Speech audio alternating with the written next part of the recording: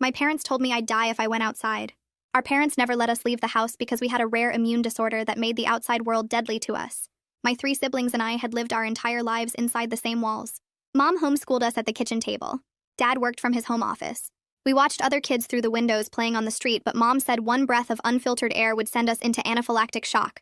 We had special filters on every vent and an airlock system at the front door like we were living in a bubble.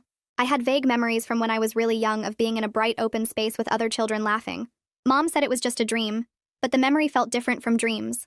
It had smells attached to it like sunscreen and cut grass. When I was 7, I tried to follow Dad outside when he left for work. Mom grabbed me so hard she left bruises on my arms and locked me in my room for 3 days. "You could have died," she kept saying through the door. "You could have killed your siblings with the contamination." After that, I never tried again. Living inside was like being underwater. The same recycled air, the same walls. Things started changing when I turned 16. I found Mom's old laptop in the attic and discovered she'd forgotten to wipe the search history. There were dozens of searches about homeschooling laws and keeping children calm in isolation. Nothing about immune disorders. When I asked my parents what our condition was specifically called, Mom said, combined variable environmental immunodeficiency, which yielded 0 search results online.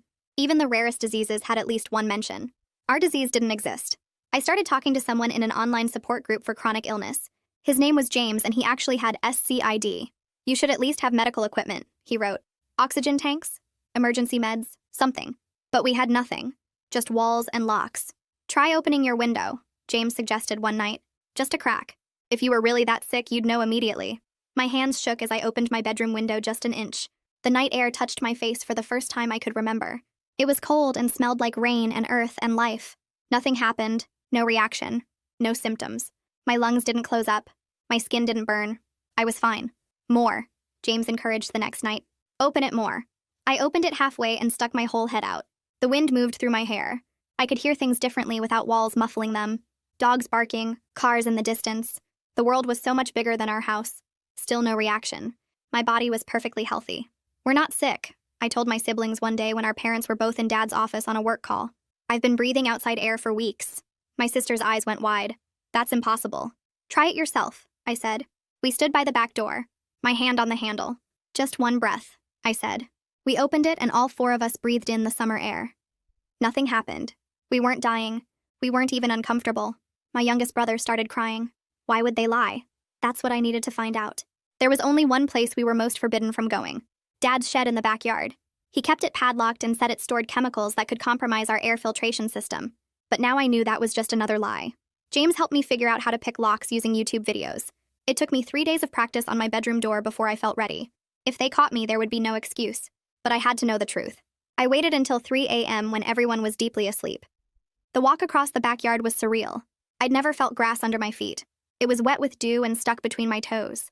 The sky was enormous above me, full of stars I'd only seen through glass. 16 years inside, and here I was standing outside perfectly healthy. The shed smelled like dust and old paint. I used my phone's flashlight to look around. Tools hung on the walls. Paint cans lined the shelves. Normal shed things. But in the back corner was a filing cabinet. Inside were folders organized by year. I pulled out one from 12 years ago. Inside were newspaper clippings, and I started reading. My flashlight illuminated the headline, "4 children vanish from playground. Massive search underway." I stand frozen in the shed, staring at the newspaper clipping with 4 small faces under the headline about vanished children, and my hands shake so badly I nearly drop my phone. The date is from 12 years ago. The location matches the vague memory I have of sunscreen and grass. The ages of the missing children line up perfectly with me and my siblings. I take photos of everything with trembling fingers, making sure to capture every detail clearly. My phone camera clicks in the dark as I photograph the headline, the date, the 4 faces that could be us. I force myself to look through more folders in the filing cabinet, finding documents that make my stomach turn. There are birth certificates with our current names, but the seals look wrong, like someone printed them at home. Medical records appear handwritten rather than typed on official forms. I find a stack of old photographs showing 4 young children at various parks and playgrounds. One photo shows the same kids from the newspaper clipping, and I know in my bones it's true. I discover an envelope containing an old address from 3 states away with postmarks dating back 13 years. Inside are what look like practice signatures. The same name written over and over in slightly different styles. A notebook has our medical condition name written out multiple times in different handwriting, like someone was rehearsing the lie. My whole body feels cold despite the summer heat in the shed. I carefully photograph every piece of evidence I can find, organizing the images into folders on my phone. The filing cabinet has years of documentation showing how carefully they planned this. Maps with routes marked in red pen. Newspaper clippings tracking the search efforts that eventually went cold. I feel sick knowing how much effort went into stealing our lives. I sneak back across the wet grass to the house, my heart pounding so hard I can hear it in my ears. The back door creaks slightly as I slip inside, and I freeze for a full minute listening for any sound of movement upstairs. When I'm certain no one has woken, I tiptoe to my room and quietly close the door. I can't sleep, so I spend the next 2 hours hiding copies of the evidence in multiple locations. I email the photos to myself using 3 different accounts I create with fake names. I hide my phone in a loose floorboard under my bed that I discovered years ago. I write down the key details on paper and stuff it inside an old book on my shelf. If they find one copy, I'll still have others. I lie in bed as dawn light starts filtering through my window, replaying that memory of being in a bright open space with other children. The smell of sunscreen and cut grass feels so real now. Not like a dream at all, but like a stolen moment from my actual life. I think about the parents in that newspaper article who lost their children. I wonder if they're still looking for us. I wonder if they think we're dead.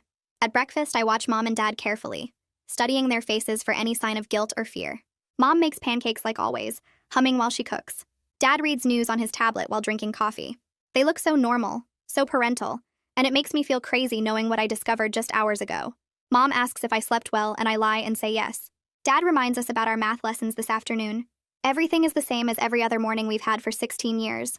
After breakfast, when our parents are both occupied with work calls in Dad's office, I gather my siblings in the room we use as a playroom and close the door. I show them the photos on my phone, watching their faces change as they process what they're seeing. My younger brother starts crying immediately. My sister's face goes pale and she grabs the phone from my hands to look closer. My other sibling just stares at the photos in silence. My sister refuses to believe it at first. She insists there must be some explanation, and that Mom and Dad would never lie to us about something this huge. My other sibling just stares at the photos in silence, not saying anything. My younger brother keeps asking why someone would do this to us. I try to stay calm and logical, walking them through each piece of evidence. I show them the birth certificates with different names. I show them the newspaper clipping with our faces. I show them the maps and the practice signatures. My sister keeps shaking her head like she can make it not be true. I spend the next hour trying to calm everyone down and get them to understand what we need to do next. My sister keeps saying there has to be another reason for all this, but I can see doubt starting to show on her face when I point out specific details in the photos. My younger brother won't stop crying, so I sit with him and let him lean against me while we all try to figure out our next move. Once everyone is calmer and our parents are still locked in their office on their work call, I sneak back to my room and pull out the old laptop. I open the support group and start writing a message to James, being careful about what I say in case someone else sees it. I attach some of the photos, but I make sure to crop out anything that shows our exact address or could identify us too easily. My hands shake as I type out the details about what I found and ask if this looks like real medical paperwork to him. I hit send and then sit there staring at the screen, refreshing over and over. Within an hour, there's a response, and I open it so fast I almost drop the laptop.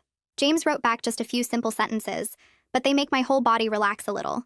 He says that's not medical paperwork, that's forgery, and I need to be careful, but I also need to get help.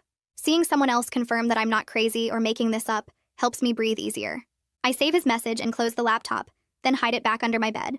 That evening after dinner, when our parents think we're doing homework, I take the laptop to the bathroom and lock the door. I start Googling the missing children case using the details from the newspaper clipping. I find forum posts and Facebook groups that are still active after all these years. Parents and relatives still post on the anniversary dates, sharing memories and begging for any information about what happened to the 4 kids. There are age progression photos showing what the missing children would look like now, created by forensic artists who specialize in this kind of thing. I stare at those images for a long time because the resemblance is crazy. The girl who would be my age now looks almost exactly like me. Same nose and eyes and face shape. I find photos of my siblings too, and the similarities are impossible to ignore. I take screenshots of everything and save them to a folder on the laptop, making sure to document all the evidence I can find. The next morning at breakfast, I decide to test Mom by asking specific questions about our condition. I use the medical terms James taught me during our conversations, asking about T-cell counts and immunoglobulin levels and other things that would definitely be tracked if we really had the disease she claims we have. Mom's face gets all flustered and red, and she changes the subject fast, saying I don't need to worry about the technical details and that she and Dad handle all the medical stuff.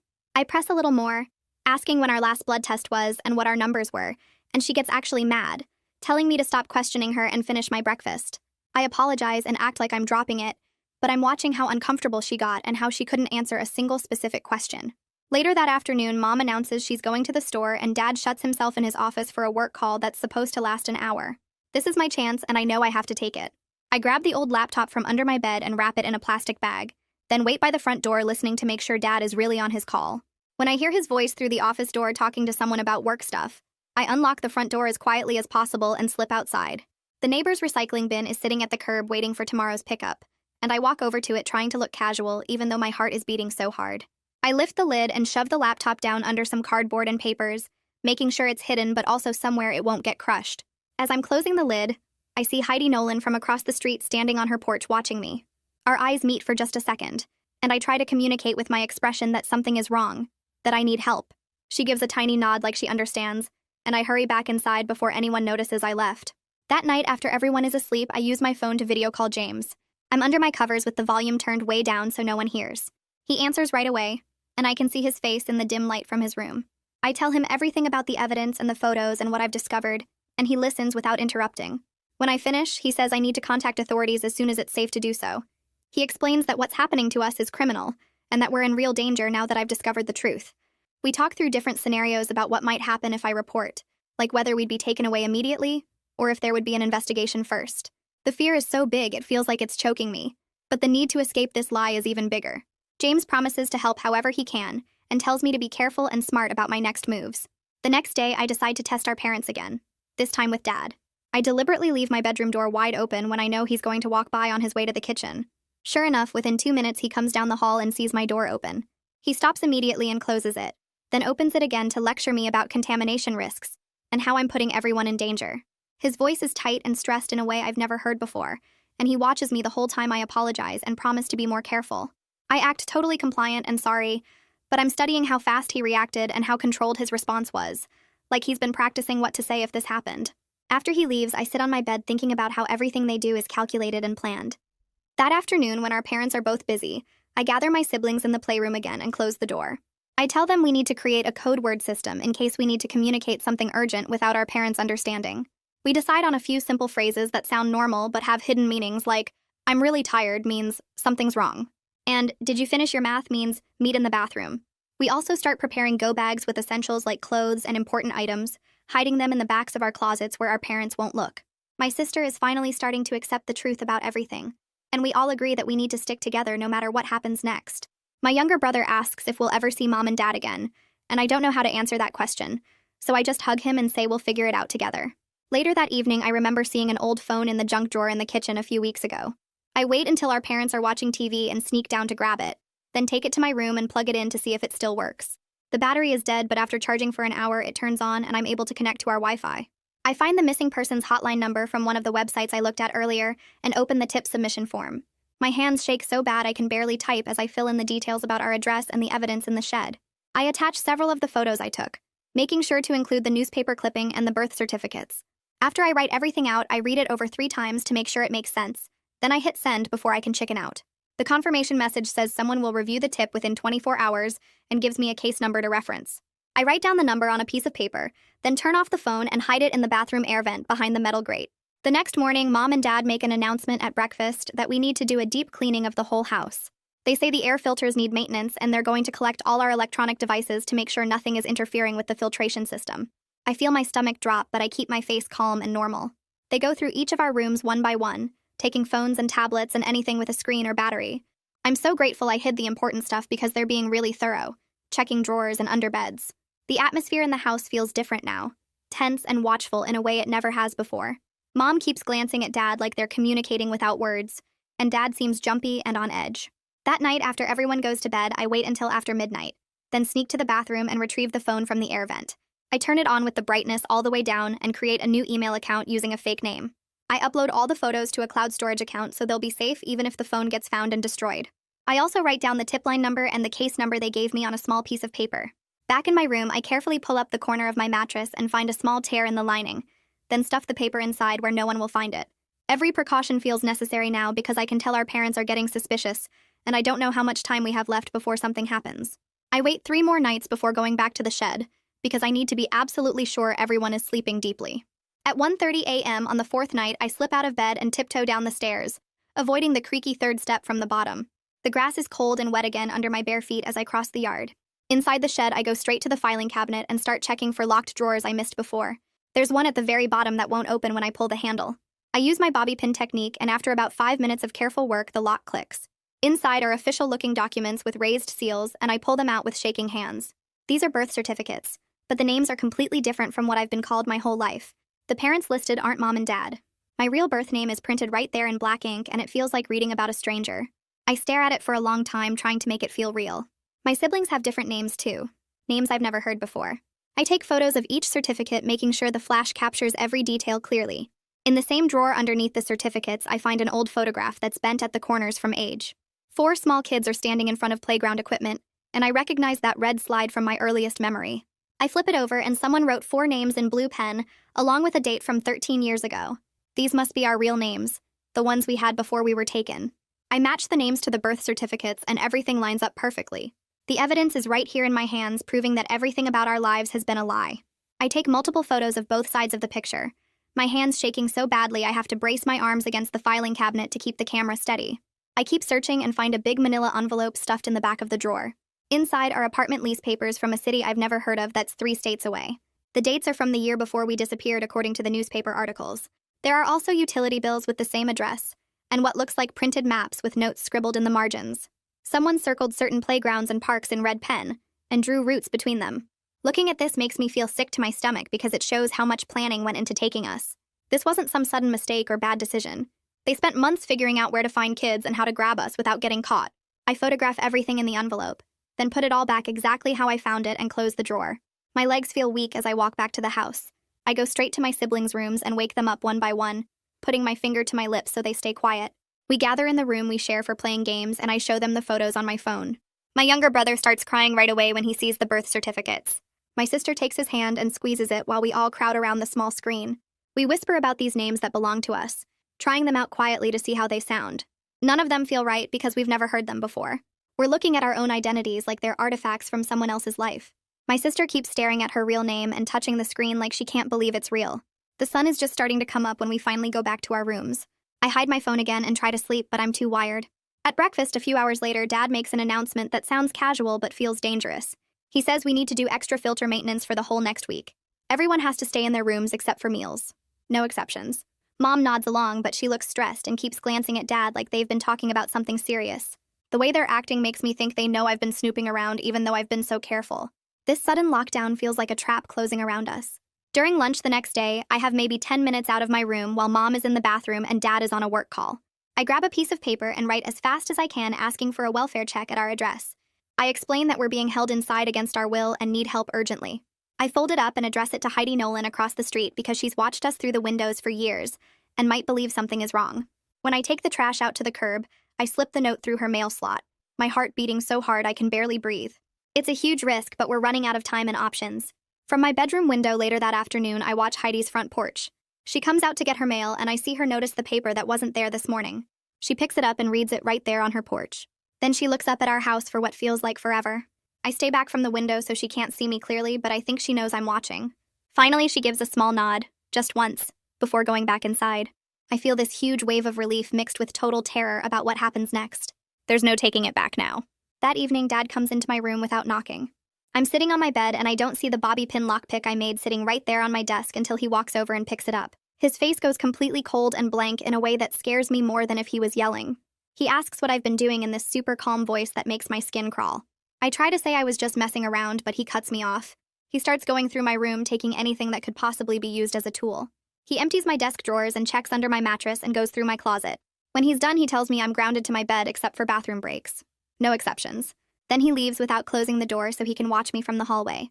I wait until I hear him go downstairs before I move. I have maybe 2 minutes before he comes back to check on me. I grab my real phone from the floorboard hiding spot and swap it with an old broken phone I've had in my drawer for years. The broken one looks similar enough that hopefully he won't notice right away. When Dad comes back up, he sees the decoy phone on my nightstand and takes it. I act really upset and defeated, slumping down on my bed like I've given up. He seems satisfied with my reaction and leaves again. The real phone is back in the floorboard, my only connection to the outside world and all the evidence I've gathered. Late that night, I hear voices coming through the wall from Mom and Dad's bedroom. They're arguing, and their voices are loud enough that I can make out some words. Dad says something about moving again and starting over somewhere else. Mom sounds like she's crying, and her voice is all high and stressed. I press my ear against the wall and hold my breath to hear better. Dad keeps saying they don't have a choice and they need to leave soon. Mom asks about us kids and what they'll tell us. My heart is racing because I realize they're planning to run away and take us with them. They know someone is closing in on them.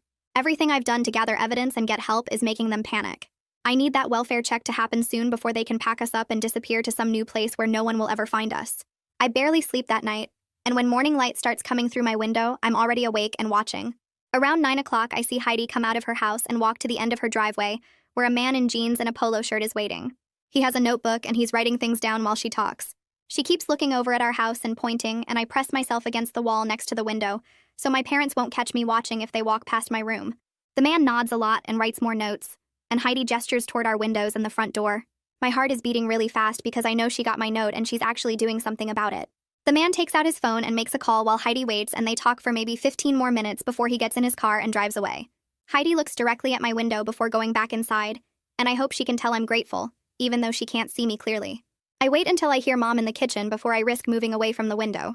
I need to tell my siblings what I just saw, but we have to be careful about when and where we talk. Dad is already in his office on a call and Mom is making breakfast. So I use the bathroom and knock quietly on the doorframe of my sister's room on my way back.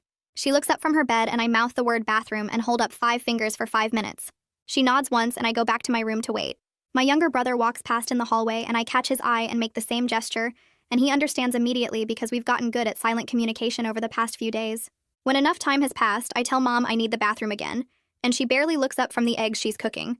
My sister is already in there waiting, and my younger brother slips in right after me, and our other sibling comes in last and closes the door behind them. The bathroom is tiny with all 4 of us crammed inside, but it's the only room in the house without a window where someone could see us gathering. My sister sits on the edge of the tub and my younger brother leans against the sink while I stay by the door so I can hear if anyone comes down the hallway. I keep my voice barely above a whisper and tell them about Heidi talking to the man with the notebook and how I think the welfare check is really going to happen. My sister's face goes pale and she asks what we're supposed to say when they come, and I remind her we agreed to tell the truth about everything we found in the shed. My younger brother keeps asking if we're doing the right thing, his voice shaking, and I can see he's really scared about what happens after we tell. I explain again that we have to stick together and tell the exact same story about the evidence, about the filing cabinet and the newspaper clippings and the birth certificates with our real names.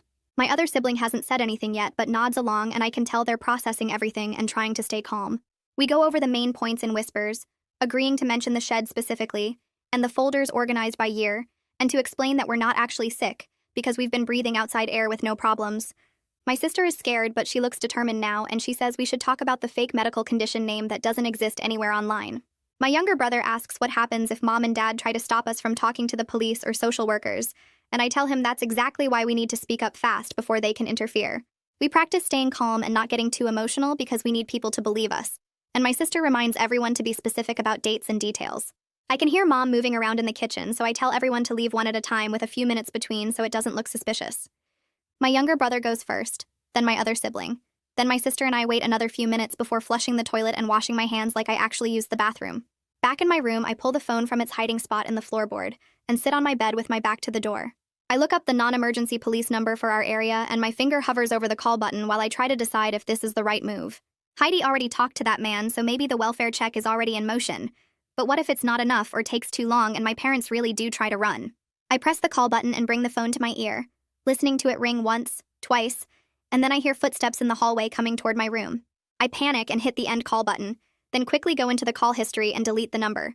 Dad's footsteps are getting closer, and I shove the phone back into the floorboard hiding spot and barely get the board back in place before he appears in my doorway. He asks what I'm doing, and I say, I was just sitting here thinking, which sounds stupid, but it's all I can come up with. He stares at me for a long moment like he's trying to figure out if I'm lying, and then he tells me to come downstairs for breakfast. My heart is still beating hard from the close call as I follow him down, and I realize how dangerous this situation has gotten now that they're watching us so carefully. At breakfast, nobody talks much, and the tension in the kitchen feels thick enough to cut. Mom serves eggs and toast, but I can barely eat because my stomach is in knots. Dad watches all of us while he drinks his coffee, and I can tell he's suspicious about something even if he doesn't know exactly what. That afternoon, Mom and Dad call all of us into the living room and announce they need to do some maintenance on the air circulation system. Dad goes upstairs with his toolbox, and we hear drilling and banging sounds, and when he comes back down, he's carrying my bedroom door. Mom explains that the doors need to come off temporarily to improve airflow throughout the house, and she says it in this fake, cheerful voice that makes my skin crawl. Dad takes down all 4 bedroom doors one by one and stacks them in the garage, and then Mom goes into the bathroom and takes down the shower curtain too. She says we don't need privacy for air circulation to work properly, and I realize they're making sure we can't have any private conversations or hide anything without them seeing. The level of control is suffocating, and my siblings look as freaked out as I feel. Without doors on our bedrooms, we're completely exposed, and Mom and Dad start taking turns sitting in the hallway where they can watch all of us at once. I go to my room and sit on my bed, feeling their eyes on me constantly. My sister tries to read a book but keeps glancing at the doorway where Mom is positioned in a chair. My younger brother just lies on his bed staring at the ceiling, and I can tell he's trying not to cry. The surveillance is constant now, and I know it's because they suspect something is wrong. I wait until Mom gets up to use the bathroom herself before I risk retrieving the phone from the floorboard, and I only have maybe 2 minutes before she'll be back. I grab the phone and head to the bathroom, closing the door behind me even though there's no shower curtain and the space feels exposed. I pull up the photos of the birth certificates and the photograph with our real names written on the back, and I open the Tipline website I submitted to before. My hands are shaking as I attach the time-stamped photos and type out a message saying we're at immediate risk and giving our exact address. I explain that our parents know something is wrong and they're talking about moving us again, and that we need help right now before it's too late. I hit send and watch the little progress bar move across the screen, and when it finally says the message went through, I feel this huge wave of relief mixed with terror. I delete all the evidence from the phone's browser history and photo gallery, then shove it back in my pocket. I flush the toilet and wash my hands, trying to look normal when I open the door. Mom is back in her chair in the hallway and she watches me walk from the bathroom to my bedroom. I can feel her stare on my back the whole way. I hide the phone in the floorboard again and lie down on my bed, trying to slow my breathing and act like everything is fine. The rest of the afternoon drags by with Mom and Dad switching off hallway duty every few hours. We eat dinner at the kitchen table in complete silence except for the sound of forks on plates. Nobody makes eye contact and the air feels heavy with everything we're not saying. Late that night, after Mom and Dad have finally gone to bed, I hear soft footsteps in the hallway. My sister appears in my doorway and gestures for me to come, and I slip out of bed as quietly as possible. We meet my younger brother and other sibling in the hallway, and tiptoe to the bathroom where we can whisper without being heard through bedroom walls. I keep my ear against the door listening for any sound of Mom or Dad waking up. My sister starts the conversation by saying we need to go over exactly what we're going to say one more time, and we all agree in hushed voices. We practice describing the filing cabinet in the shed and what we found inside, making sure we all tell the same story about the folders organized by year and the newspaper clippings about missing children. My younger brother rehearses explaining about the birth certificates with different names and the photograph with our real names written on the back. I remind everyone to mention that we've tested outside air multiple times with no reaction, proving the immune disorder story is fake. My other sibling practices talking about the fake medical condition name that doesn't exist anywhere online and how we have no actual medical equipment in the house. We take turns going through the key points until we all have them memorized, and my sister reminds us again to specifically mention the shed and the filing cabinet, so the police will know where to look for evidence. We rehearse staying calm and speaking clearly, knowing that if we get too emotional, people might not believe us. My younger brother asks what happens if they separate us and we can't talk to each other, and I say that's exactly why we need to have the story straight now before anything happens. We practice for maybe 20 minutes until we all feel confident about what we're going to say. My sister makes us promise not to defend Mom and Dad or make excuses for them, because the truth is they kidnapped us and lied to us our whole lives. We all agree, and I can see my younger brother is crying a little, but he wipes his eyes and nods. Before we leave the bathroom, I remind everyone that tomorrow might be the day everything changes, and we need to be ready. We go back to our rooms one at a time, and I lie in bed staring at my doorless doorway, unable to sleep. The next morning, I'm awake before dawn and positioned by my window watching the street. The sun comes up slowly, and I see neighbors leaving for work, kids waiting for the school bus, normal morning things that feel impossible from inside our house. Around 8:30, I see movement at the end of our street and my whole body goes tense. 2 police cars turn onto our block, followed by an unmarked dark sedan, and they're driving slowly like they're looking for addresses. Heidi comes out of her house and stands on her porch, and when the cars get closer, she points directly at our front door.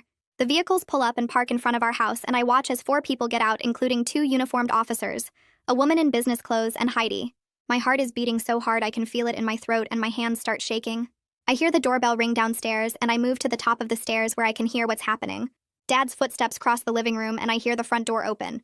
I position myself where I can see part of the entryway if I lean over the railing, and I watch everything unfold below me. The adrenaline makes everything feel sharp and clear and terrifying all at once. I can hear my siblings moving in their rooms behind me, and I know they heard the doorbell too. This is it, the moment we've been preparing for, and there's no going back now. I hear Dad start talking in this fake, friendly voice, explaining that we have a serious medical condition and visitors are dangerous to our health. His words come out fast and nervous, and he's using phrases like immune-compromised and contamination risk. A woman's voice cuts through his explanation, firm and professional, saying they're here for a welfare check and they need to see all 4 children immediately. Dad's voice gets louder and more desperate, and he says something about not understanding the severity of our condition and how exposure could kill us. The woman says again that they need to see us and that he needs to cooperate, and I hear one of the police officers say something about obstruction. Dad tries to physically block the doorway, and his voice takes on this edge that I recognize from when he gets really angry. The woman identifies herself as a social worker and says if he doesn't let them in, they'll get a warrant and come back with more officers. I can hear Mom coming from the kitchen asking what's going on, and her voice sounds high and panicked. My sister appears next to me at the top of the stairs and grabs my hand, and my younger brother and other sibling are right behind her. We look at each other and I know this is the moment we have to act. If we don't do something right now, Dad might convince them to leave and we'll lose our chance. I make a split-second decision and run down the stairs, my bare feet slapping on the wood. My siblings follow right behind me, and I push past Dad to get to the door where the officers and the woman are standing.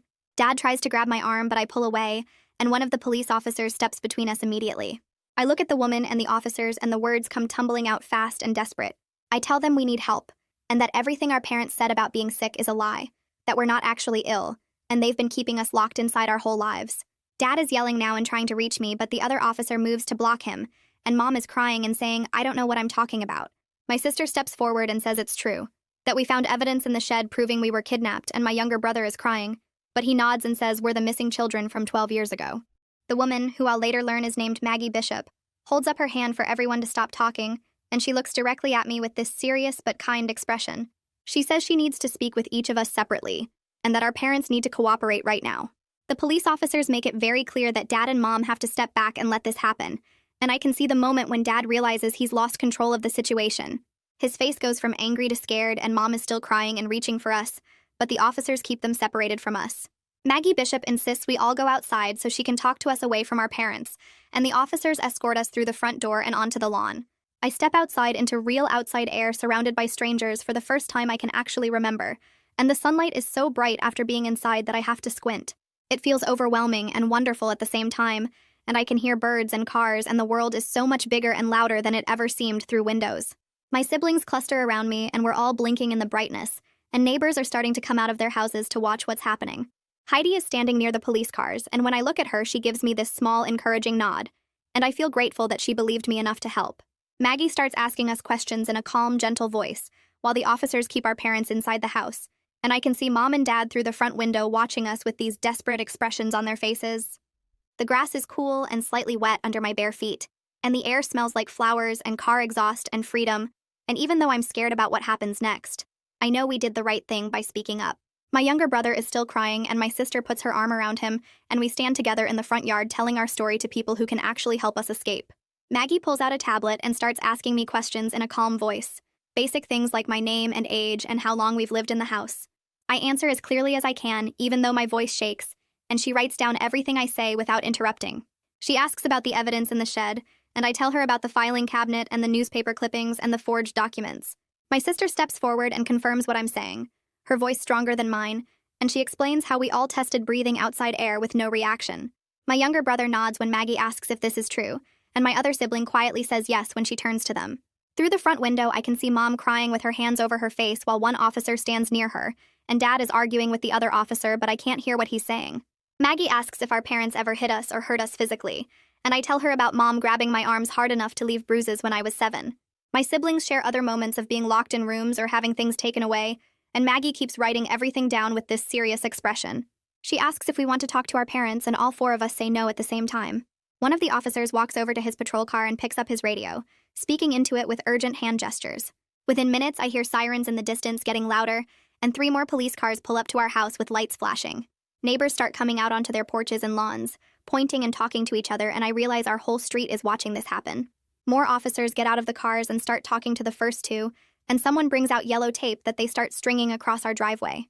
The officer who was with Dad walks him toward one of the patrol cars with a hand on his arm, and I see metal handcuffs on Dad's wrists catching the sunlight.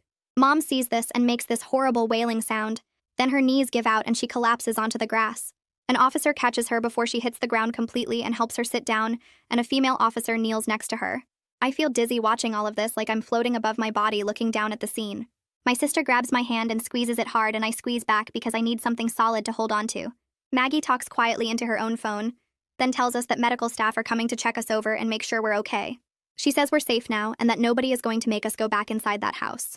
An ambulance arrives about 10 minutes later, parking behind the police cars, and 2 EMTs get out carrying bags of equipment. They introduce themselves, but I don't catch their names because everything feels too loud and bright and fast. The EMTs are gentle and keep telling us we're safe and they just want to make sure we're healthy. They check our vital signs right there on the lawn, taking our blood pressure and listening to our hearts and looking in our ears. One of them asks if we've had any trouble breathing or any skin reactions, and we all say no. They wrap blankets around our shoulders even though it's warm outside, and I realize I'm shaking. The EMTs talk to Maggie and the officers, and then they tell us we need to go to the hospital for a full checkup. I watch as 2 officers walk Dad to a patrol car and help him into the back seat, and another officer does the same with Mom, who is still crying. My younger brother starts crying too when he sees them being taken away, and my sister puts her arm around him. We climb into the back of the ambulance and sit on the bench seats, and the EMTs close the doors behind us. Through the small windows, I can see Heidi standing on her lawn watching, and she gives me a small wave that makes my throat tight. The ambulance starts moving, and I grip the edge of the seat, feeling every bump in the road. At the hospital, nurses meet us at the emergency entrance and walk us through automatic doors into a bright hallway that smells like cleaning products. They take us to a private room with 4 beds separated by curtains, and a doctor comes in wearing blue scrubs. He introduces himself as Dr. Dexter Raymond and shakes each of our hands, which surprises me because adults usually don't do that with kids.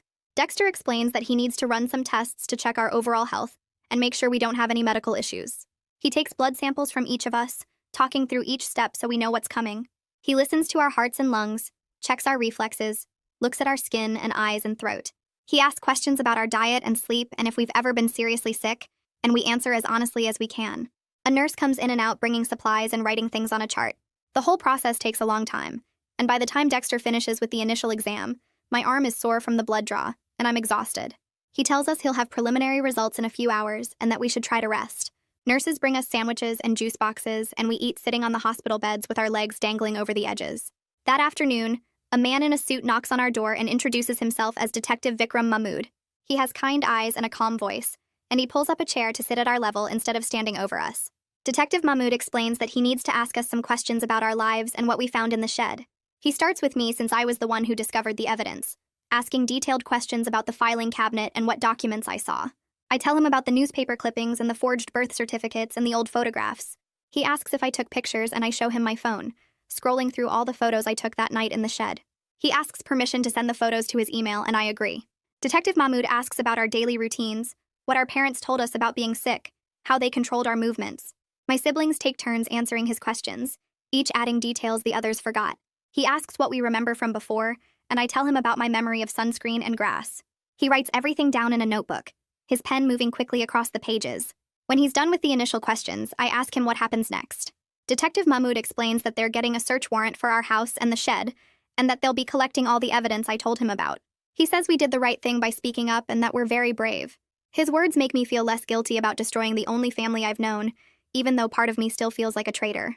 I give Detective Mahmood exact details about where the filing cabinet is and which drawer had the birth certificates. He asks if there's anything else in the house that might be important, and I tell him about the old laptop I hid in the neighbor's recycling bin.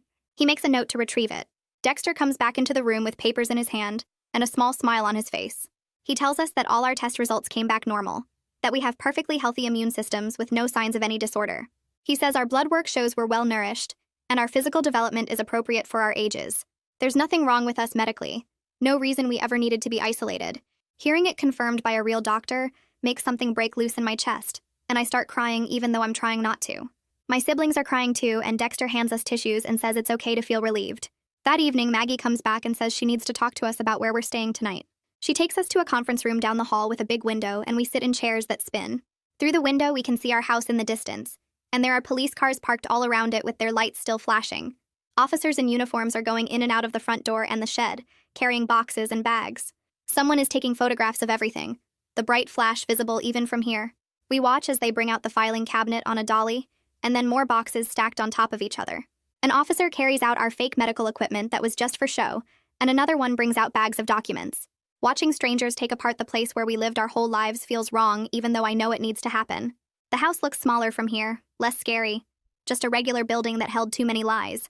A technician in a white coat comes into the conference room with a case of supplies. She explains that she needs to collect DNA samples from each of us using cotton swabs on the inside of our cheeks. She says the samples will be compared to evidence from the missing children case, and also run through databases to find potential biological relatives. The swabbing only takes a few seconds per person and doesn't hurt at all, but knowing what it means makes my hands shake. We might finally learn who we really are and where we came from, what our real names are, who our actual parents were. The technician labels each tube carefully with our current names and case numbers, then packs everything back into her case. She tells us the results could take a few days or a few weeks depending on what they find. After she leaves, Maggie sits down with us and explains what happens next. She says we're being placed in emergency protective custody while the investigation continues, which means we can't go back to our house or have contact with our parents. She promises that we'll stay together as siblings and that she'll be our primary caseworker, checking on us regularly. My younger brother starts crying again and asks where we're going to sleep tonight. Maggie says she's found a foster home that has room for all four of us, a woman who's experienced with emergency placements.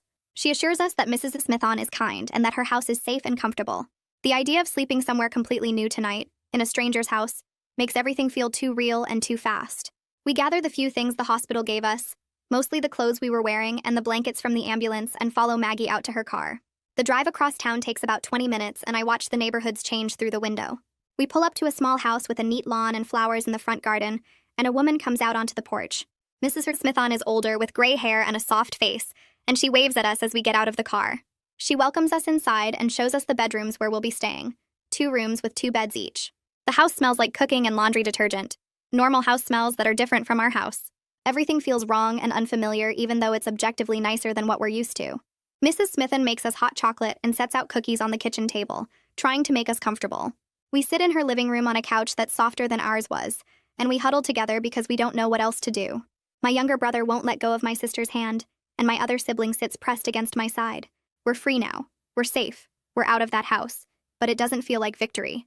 It feels like we're floating in space with nothing to hold on to. Everything we knew torn away, even if it was all built on lies. Mrs. Smithon sits in a chair across from us and talks quietly about house rules and routines, but I can barely hear her over the rushing sound in my ears. Mrs. Smithon eventually stops talking and shows us to our bedrooms, 2 rooms with 2 beds each, like she said before. My sister and younger brother take 1 room, and my other sibling stays with me in the second one. We don't unpack the few things we have because we don't really have anything to unpack. Dinner is quiet and awful, even though the food is good. Mrs. Smithon made spaghetti and garlic bread, and there's salad, and everything looks normal, but none of us can eat much. My younger brother pushes his food around his plate and won't look at anyone. My sister keeps crying silently with tears just running down her face while she stares at the table. My other sibling manages a few bites but then gives up and asks to be excused. I force myself to eat because I know we need to keep our strength up, but everything tastes like nothing. After dinner, Mrs. Smithon suggests we might want to rest, and we all go to our rooms without argument. My other sibling and I lie in our separate beds in the dark, and neither of us can sleep.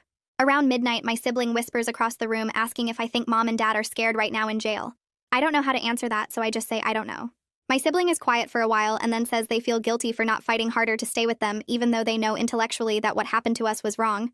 I understand that feeling completely, because part of me still wants to defend them too, even after everything. In the other room, I can hear my younger brother crying and my sister trying to comfort him. The next morning, Mrs. Smithon makes pancakes and we sit around her kitchen table trying to act normal. Through the window, I see a white van pull up outside with a satellite dish on top, and my stomach drops. Another van parks behind it, and then a third one. Mrs. Smithon notices me staring and goes to look, and her face gets tight. She calls Maggie right away, and within 20 minutes, Maggie arrives looking stressed and tired. She explains that somehow the media found out where we're staying, and they've connected our case to the old missing children investigation from 12 years ago. She says it's becoming a really big story and that she's arranging for privacy protections and possibly moving us to a different location. The idea of moving again when we just got here makes my younger brother start crying again. Maggie makes some calls and gets the police to come move the news vans back from the house, but we can still see them parked down the street. She tells us not to go outside or near windows and that she's working on better security. The whole thing makes me feel exposed and violated in a new way, because now strangers everywhere are talking about what happened to us, and we have no control over the story. I go upstairs to the bedroom and pull out the old phone I still have hidden in my pocket. I log into the support group and see a message from James sent early this morning. He says he saw news coverage about 4 kids found after being held captive for years, and he recognized some details and wanted to check if it was us. His message is careful and doesn't ask invasive questions, but just says he's thinking of us, and that he's proud of me for being brave enough to find the truth. He says he's available anytime I need to talk, and that he knows how hard this must be. Reading his words makes me cry for the first time since everything happened, because his friendship feels like the only normal, stable thing in my entire life right now. I write back thanking him and saying yes, it's us, and that everything is crazy and overwhelming. He responds right away saying he's here whenever I need him, and that I should focus on taking care of myself and my siblings. 2 days later, Detective Mahmoud comes to visit us at the foster home. Maggie is there too, and we all sit in Mrs. Smithon's living room while he opens a folder with official-looking papers. He explains that the preliminary DNA results came back from the lab, and they've confirmed that the people we called Mom and Dad are not our biological parents. The evidence from the shed has been matched to evidence from the missing children case, and everything lines up perfectly. He says our real families have been notified that we've been found alive after 12 years. Hearing it confirmed officially makes it feel horribly final, even though I already knew the truth. My sister starts crying again, and my younger brother just sits there looking blank and empty. Detective Mahmoud is gentle but direct, and he explains that there will be more tests and more evidence processing, but that the case is solid. He says criminal charges are being filed and that there will be court proceedings we'll need to participate in. The whole time he's talking, I feel like I'm underwater again, and can't quite hear everything he's saying. 3 days after that, we have to attend a preliminary protective hearing at the courthouse. Maggie drives us there early in the morning, and we go in through a back entrance to avoid reporters. The courtroom is smaller than I expected from TV shows, and there's a judge behind a big desk and lawyers sitting at tables. We sit in a row behind one of the tables with Maggie next to us. The judge explains that our captors will appear via video link from the jail where they're being held. When the screen lights up, I see Mom and Dad sitting at a table wearing orange jumpsuits, and my whole body goes cold. Mom looks smaller somehow, and her face is puffy from crying. Dad looks angry and won't make eye contact with the camera. The judge asks questions, and lawyers talk about custody and evidence and protection orders. My sister cries silently through the whole thing, and my younger brother holds her hand so tight his knuckles turn white. The judge orders that we stay in protective custody, and that Mom and Dad are not allowed any contact with us at all. Their lawyers try to argue that they're loving parents who made mistakes, but the prosecutor talks about the evidence of kidnapping and false imprisonment and premeditation. When the hearing ends, the screen goes dark and they're gone, and I realize I don't know if I'll ever see them in person again. After the hearing, Maggie takes us to her office and gives us copies of the original missing persons reports from 12 years ago. She spreads the papers out on her desk, and we read about ourselves as 4-year-olds who vanished from a playground. I learn that my real birth name is different from the one I've used my whole life. I read about my biological parents who filed the report and never stopped searching. There are details about the life I was supposed to have, including the preschool I attended and the neighborhood where we lived. My siblings read their own reports and were all quiet, processing this information about who we really are. The grief of all that lost time feels crushing and huge. I think about the 12 years my real parents spent looking for me and the childhood I should have had. Maggie explains that she's setting up counseling for all of us with someone who specializes in trauma and kidnapping cases. The next week, we start sessions with Nadine Bauer, who has an office across town with comfortable chairs and soft lighting. She's probably in her 40s with kind eyes and a calm voice. In our first session, she explains that everything we're feeling is normal and valid, including the confusing feelings about our captors. She asks us to talk about what the last few weeks have been like, and I try to explain, but I can barely get words out without crying. My siblings are the same way, and we all break down trying to describe the layers of betrayal and loss. Nadine doesn't rush us or try to make us feel better with empty words. She just listens and validates and helps us name the different emotions we're experiencing. She says healing isn't going to be quick or linear, and that we'll all process this differently. By the end of the session, I feel exhausted, but slightly less alone. A few days later, Detective Mahmoud comes back with more news. He says they've located biological relatives who want to meet us. For me, it's an aunt and uncle named Brian and Rosanna Cartwright, who are my mom's sister and brother-in-law. He explains they've been part of the search efforts for all 12 years and never gave up hope. He shows us photos of them and asks if we'd be open to meeting them. The idea fills me with equal parts hope and complete terror. That night, my siblings and I have a long discussion about whether we're ready to meet our biological families yet. My sister argues strongly that we should wait because it's too much too fast, and we're barely holding it together as it is. I say that I think we should at least meet them once to see how we feel because they've been looking for us all this time. My younger brother doesn't know what he wants, and my other sibling says they're scared but willing to try. We go back and forth for over an hour discussing the pros and cons. Finally, we agree to do a supervised meeting with Nadine there for support, and with the understanding that we can stop anytime if it gets too overwhelming. Maggie arranges everything and also sets up a visit back to our old house so we can get personal belongings under supervision. The day we go back feels surreal and wrong. Police officers escort us inside and we're only allowed in certain rooms. Walking through those familiar spaces feels like entering a museum of our whole lives in captivity. Everything looks the same but different now that I know the truth behind it all. I go to my bedroom and gather my favorite books and the few things that actually feel like mine. My siblings do the same in their rooms, moving quietly like ghosts. I try not to look at the family photos on the walls showing the 4 of us with Mom and Dad at various ages, all documenting our fake family. In the living room, there's a photo of all 6 of us from last Christmas, and I have to turn away from it because the smiles look so real and normal. We load our things into bags and leave as quickly as possible because being there makes me feel sick and sad and angry all at once. Over the next few days, Heidi came to the police station to give her official statement about everything she'd noticed over the years. She told Detective Mahmoud about how she'd never seen us kids outside even once in the 12 years we lived across the street. She described the weird air filtration system she could see through the windows and how Mom would practically panic if anyone got too close to the front door. She mentioned the time a delivery guy tried to hand a package directly to Dad, and Mom came running out screaming about contamination. Heidi said she'd always felt something was off, but didn't know what to do about it until I slipped that note through her mail slot. Detective Mahmood told us later that her testimony helped establish the pattern of control and isolation, which made the case stronger. I wanted to thank her, but Maggie said it wasn't appropriate yet since Heidi might have to testify in court. Still, I felt grateful that she'd trusted her gut and helped us when it mattered most. Mrs. Smithon sat down with us one evening and pulled out a stack of papers about school enrollment. She explained that fall semester started in 3 weeks, and we needed to get registered if we wanted to attend. The idea of sitting in a classroom with other teenagers made my stomach flip between excited and terrified. She helped each of us fill out the forms, and I marked down that I'd be starting 11th grade. Mom's homeschooling had kept me caught up academically according to the placement tests, but I knew I was years behind socially.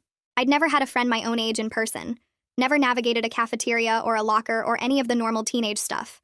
Mrs. Smithon must have seen the panic on my face because she squeezed my shoulder and said lots of kids feel nervous starting at a new school. I didn't correct her that this was different, that I'd never been to any school ever. Nadine scheduled an extra session to help me prepare a statement for the next court hearing. She explained that the judge wanted to hear directly from us about how the isolation affected us and what we needed going forward. We sat in her office with a notepad, and she asked me questions while I tried to put words to everything. Writing it out made me realize how much normal childhood stuff we'd missed. Birthday parties and sleepovers and learning to ride bikes and going to the movies and having friends and playing sports and all the tiny everyday things that make up growing up. I got angry writing it down.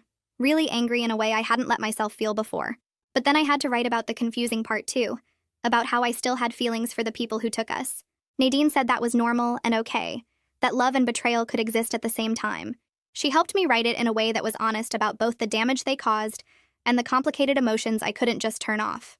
The next protective hearing happened 2 weeks later, and we all had to go to the courthouse again. The judge read through our statements and asked us each directly if we wanted any supervised contact with our captors. My siblings and I had talked about it the night before, and we all agreed to say no. Their attorneys stood up and tried to paint them as loving parents who made mistakes out of fear and mental illness. They showed photos of us at various ages looking happy and healthy, argued that we'd been well cared for and educated.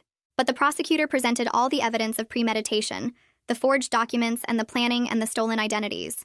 The judge looked at everything and extended our custody arrangement with Mrs. Smithon. When he denied the request for supervised visits, I felt this weird mix of relief and guilt. Part of me wanted to see them, to understand why they did this. But the bigger part knew I wasn't ready, and might never be. Maggie met with us after the hearing to explain what happened next. The district attorney had filed formal kidnapping charges along with multiple counts of false imprisonment and child endangerment. She walked us through what each charge meant, and said the case would likely take months or even years to fully resolve through the courts. There would be more hearings and probably a trial eventually. The legal process moved slowly, but at least it was moving forward toward some kind of justice. She also told us that our biological families were still waiting to meet us whenever we felt ready. I asked if we could wait a little longer, and she said that was completely fine, that we got to control the timeline for that. 6 weeks passed, and our placement with Mrs. Smithon shifted from temporary to longer term. She officially agreed to keep all 4 of us as long as we needed, which took away some of the uncertainty. We settled into routines that felt almost normal. Regular bedtimes where we actually chose when to sleep. Family dinners where we helped cook and set the table. Household chores like taking out trash and doing dishes. Small everyday things that other kids probably took for granted but felt kind of miraculous to us. I could choose my own clothes each morning from the donations people had sent. I could go outside whenever I wanted, walk around the block or sit in the backyard.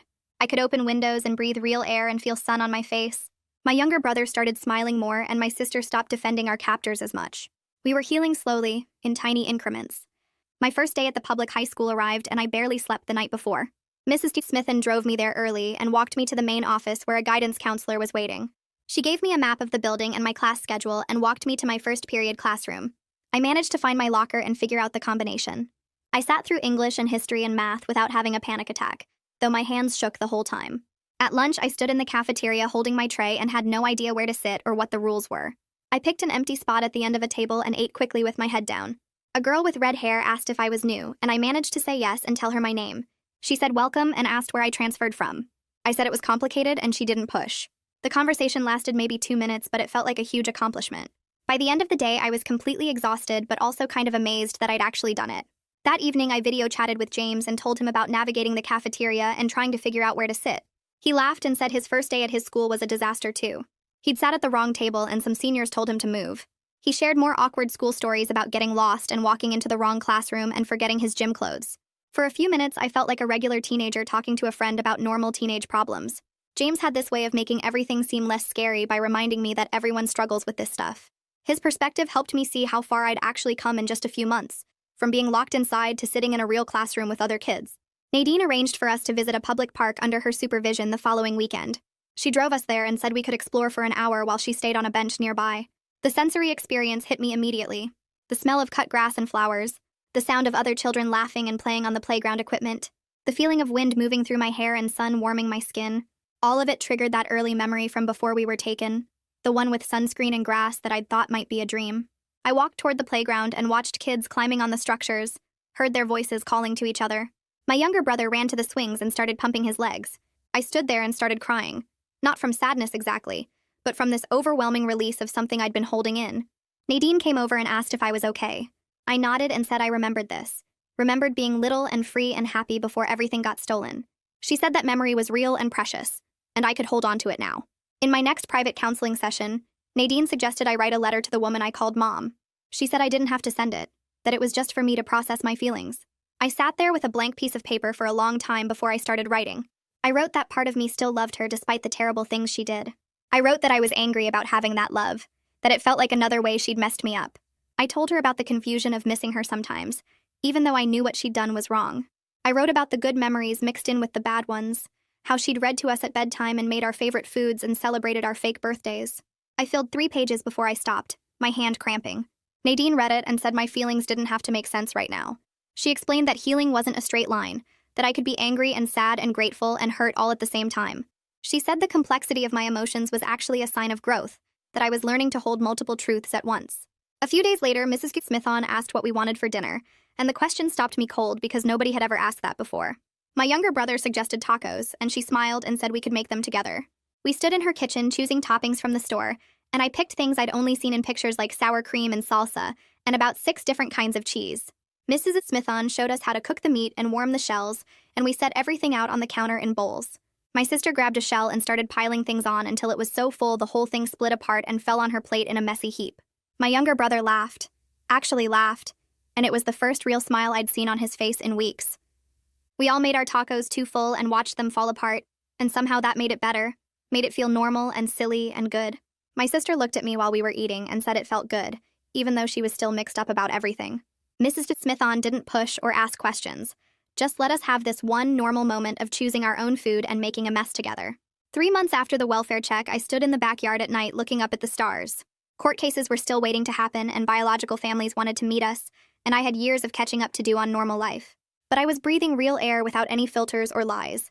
I was making my own choices about small things like what to eat and when to go outside. I was slowly learning who I actually was under all the fake stories and locked doors.